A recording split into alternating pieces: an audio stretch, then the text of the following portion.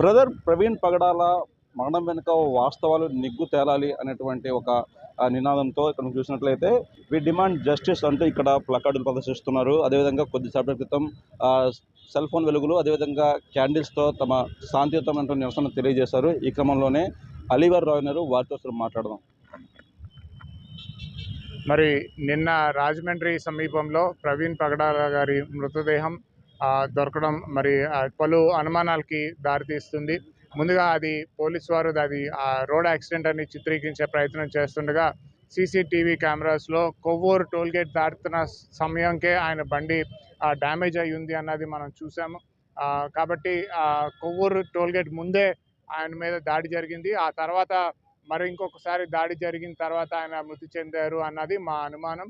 కాబట్టి ఈ కోణంలో రాష్ట్ర వ్యాప్తంగా క్రైస్తవ నాయకులందరూ కూడా రాజమండ్రి చేరుకొని మరి ప్రవీణ్ పగడాల గారి మృతి పట్ల మరి న్యాయం జరగాలి, మరి అది నిష్పక్షపాతంగా ఇన్వెస్టిగేషన్ జరగాలని డిమాండ్ చేయడంతో ఇవాళ పోస్ట్మార్టం చేసి మృతదేహాన్ని మరి హైదరాబాద్ తరలించారు.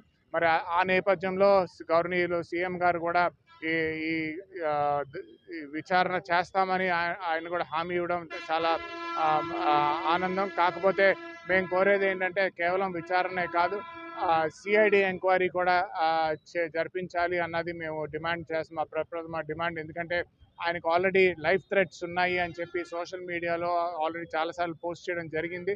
కాబట్టి దీని వెనకాల ఎవరి హస్తం ఉంది, ఒకవేళ ఇది మర్డరే అయితే అది ఎవరు చేశారు, ఎందుకు చేశారు అన్నది తేలాల్సిందే అని చెప్పి క్రైస్తవ సమాజం ఏకకంఠంతో డిమాండ్ చేయడం జరుగుతుంది. ఇప్పుడు ఆయనకు థ్రెట్ ఉందని చెప్పి ఆయన తెలిసినప్పుడు ఆయన స్థానికంగా పోలీస్ కంప్లైంట్ ఇచ్చారండి. ఆయనకి థ్రెట్ ఉంది అన్నది ఆయన మరి కంప్లైంట్ ఇచ్చారా లేదన్నది వాస్తవం మాకైతే తెలియదు, కానీ సోషల్ మీడియా ఆయన ఫేస్బుక్ అకౌంట్లో ట్విట్టర్ అకౌంట్లో పోస్ట్ చేశారు.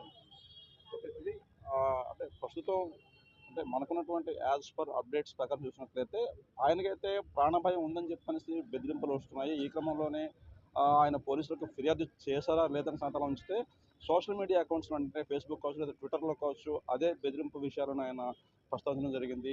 ఇంతలోనే ఈ దారుణం జరిగిపోయింది. ఏదైనప్పటికీ కూడా ప్రవీణ్ పగడాల మృతి వెనుక వాస్తవాలు వెలుగులోకి రావాల్సిన అవసరం ఉంది. Video Hemant Jagdish Kumar, dateline, Vizag.